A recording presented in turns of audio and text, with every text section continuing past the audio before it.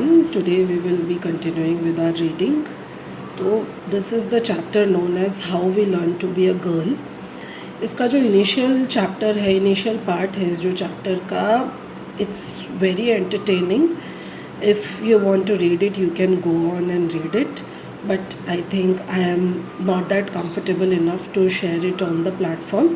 So let's move ahead. जो second subsection है इस चैप्टर का वो है द सीक्रेट क्लब. तो लूसी पीच इस बारे में ये कहती हैं कि about the periods we eventually learn that कि we are not suppose to mention it, we are not supposed to mention it public, and in no circumstances we have to mention it in front of boys or men, because there is a understanding that our blood might offend them or make them uncomfortable. So it will be good for everyone that we keep it a secret. And I guess ये सब हम सबके साथ, ये सारी ladies के साथ ये नॉर्मल रहा है. जब हमारे मम्मी ने ये बोला है कि बेटा जो पैड्स है डिस्पोजेबल उनको आप फेंक कर आइए ताकि कोई देख ना सके, या आप उसको यूज़ भी कर रहे हैं तो उसको बाथरूम में ऐसे लेकर जाइए कि उसको कोई देख ना सके. So we know it's been a secret. और ये अंडरस्टैंडिंग हमें तब से है जब हमें ये भी नहीं पता था कि why it should be kept secret. Moving on. So even asking someone like a girl at that time ki are you on period was also considered offensive, because एक तो किसी को सुनने की आदत नहीं है. As a women also we were not comfortable enough to talk about it with our friends of 7th and 8th standard. We were not supposed to talk about it. So it was like कि we are having something and we shouldn't talk about it because it's our weakness. So since we were not allowed to say it in the public, so as a women we came up with some kind of codes for the periods, और उन codes का meaning आप बिना समझे जान जाएंगे. और even it led to the eyebrows expressions also. जैसे when I was growing up तो उसमें we used to call it कि आंटी जी आई हुई है, या I am heavy, I am hormonally high, या फिर हम ये बोल रहे हैं कि it's that time of the month, but we can not actually talk about the term. I thought it happened in India only because but Lucy Peach अपना भी एक्सपीरियंस शेयर करती हैं कि जैसे जो टेम्पॉन्स है, पैड्स है, जो भी फीमेल हाइजीन प्रोडक्ट्स है, इनको चुपचाप टॉयलेट्स में कैसे लेकर जाना है under your sleeves, that was a big task. And even अगर उसको लेकर आ रहे हो आप घर में तो उसमें वॉइस नहीं होना चाहिए, like we keep it in a polythene bag, और वो पॉलीथीन बैग भी आवाज़ कर रहा है, या फिर वी आर इन टॉयलेट और वो जो रैपर हम रिमूव कर रहे हैं वो भी वॉइस कर रहा है, वो भी एक एम्बैरसिंग और ऑफेंसिव साउंड है.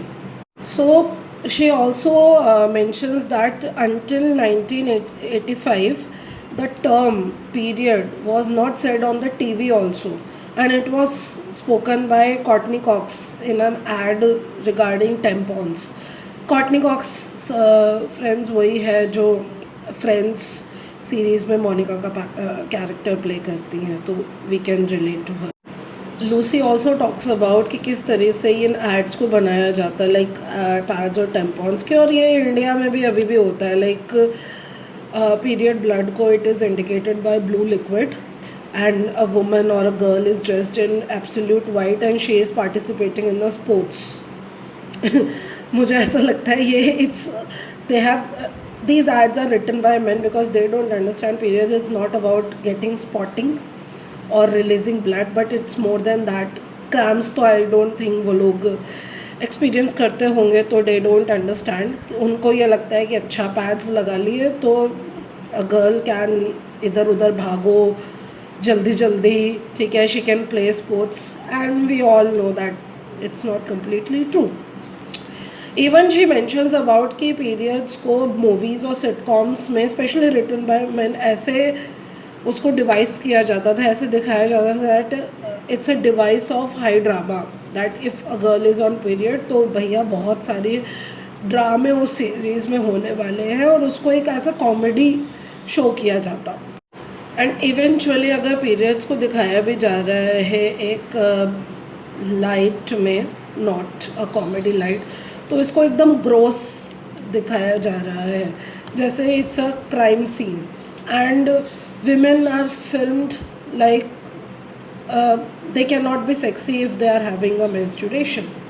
दूसरा इसका डिपिक्शन ये है कि if someone is on their period, इसका मतलब they can be hysterical, they can be overly emotional, तो they cannot think in a rational sense. If a girl is on period or a woman on her period, तो वो पागलों की तरह ही act करने वाली. Another depiction, if a woman is experiencing a PMS, premenstrual syndrome, तो उससे ज़्यादा ख़राब, उससे ज़्यादा इरिटेबल पर्सन, उससे ज़्यादा वर्स्ट पर्सन कोई है ही नहीं डील करने. And worst thing, the men have shown the periods on the TV. The worst thing, they have shown that periods are invisible, so we cannot talk about it. And worst thing to that, as हम अपने physical periods को लेके already shameful है, but we have to be shameful about our feelings as well. जो emotional aspect होता है cycle का, वो अगर आप लोगों को दिखा दोगे तो उससे ज़्यादा ऑफेंसिव चीज़ कोई हो ही नहीं सकती है. तो इसलिए as a women what we do, अगर if you are feeling very emotional about things, तो हम उसको खुद ही डिसमिस कर देते हैं कि it's nothing, may be it's just my hormones, rather than thinking कि यार एक्चुअल में सामने वाला पर्सन और सामने वाली situation is making us feel worse. But नहीं, we will take it on ourselves, because since हमारी ये चॉइस रही है कि हमने पीरियड्स अटेन किए हैं, तो इसका ये जो हार्मोनल इम्बैलेंस है ये भी हमारा चॉइस ही है. हम अपने आप को ही ये बिलीव करा देते हैं विद टाइम. सो किसी से अगर लड़ाई हो जाए और हम उनको सामने मुंह पे बोलना चाहे that we are not going to take your shit, ultimately हमें खुद की ही फीलिंग्स को सप्रेस करना पड़ता है और उसको ये बोल के डिस्कस करना पड़ता है कि sorry, it's my fault, it's just my hormones, I am so sorry for talking to like that. तो it all comes to us. Also what happens, we are down playing our feelings, but we are also participating in endurance test, जहाँ पे during our pre menstrual phase या menstrual phase we have to act like nothing is happening. We are not suppose to talk about it, we are not suppose to tell about it. Even हम खुद को ये समझा रहे हैं कि इतना एनर्जी जो मैं सही फील करने में लगा रही हूँ, उतना ही एनर्जी अगर मैं ऑयल पेंटिंग्स या इन्वेस्टमेंट बैंकर बनाने में लगाऊंगी तो I will achieve so many things in life. हम खुद को ही डिमिनिश कर रहे हैं सोच के कि हमारा जो लॉर्ड है, हमारा जो सेंटर है वो सन नहीं है. We don't function around the sun, our main lord is moon. हमारी साइकिल है, हमारी डे साइकिल नहीं है, हमारी मंथली साइकिल है. एंड अगर हम इसको how to be a girl in man's world को अगर हम थोड़ा मैथमेटिक्स वाइज सोचें, तो जो डेज़ है हमारे प्री मेंस्ट्रुअल डेज़ है, जो हमारे पीरियड्स डेज़ है, उसमें हम यही विश कर रहे हैं कि इट शुड गेट ओवर है. और इसको एनालिटिकली देखेंगे तो हाफ ऑफ आवर लाइफ हम सिर्फ यही चाह रहे हैं कि जल्दी से जल्दी ख़त्म हो. तो इसका मतलब ये है कि हाफ ऑफ द लाइफ जो हमारी बची है, we are just trying to live. And we all know that जितना ज़्यादा एनर्जी हमारा सर्वाइवल मोड में जाएगा, उतना ही कम एनर्जी हमारा क्रिएटिव मोड में जाता है. तो सारी एनर्जी तो सिर्फ सर्वाइव करने में ही लग रही है. सो as we try to maintain the virtually impossible facade of emotional and physical continuity all month long, inevitably we can't. So we are set to fail. We are going to be betrayed by our own emotions, our bodies, and literally everyone else and ourselves. So we are quite familiar with the disappointments. और काफ़ी सारी industries है जो इसी principal पे काम करती है, जो हमें बार बार यही बता रही है कि how we need fixing, how we need improvement. और हमें ये आइडिया सेल कर दिया गया है कि मेंस्ट्रुअल साइकिल है, it's all about making babies.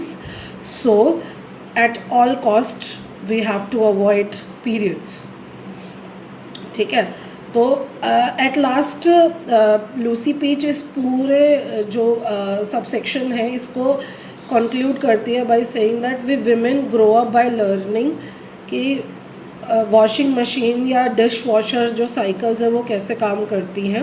ये तो चलो मान लीजिए वो अपने कॉन्टेक्स्ट में कह रही हैं, बट इंडियन कॉन्टेक्स्ट में बताओ इट्स ऑल अबाउट आपको घर की साइकिल को कैसे ठीक रखना है। सुबह सफाई होना चाहिए, बर्तन रात में साफ़ होने, सोने से पहले साफ़ होने चाहिए एंड ऑल दैट। आपकी रोटी गोल होनी चाहिए, बिकॉज रोटी गोल नहीं होगी तो आपका कैरेक्टर ठीक नहीं है, you are not going to be a good wife rather than understanding about our own cycle. So pathetic.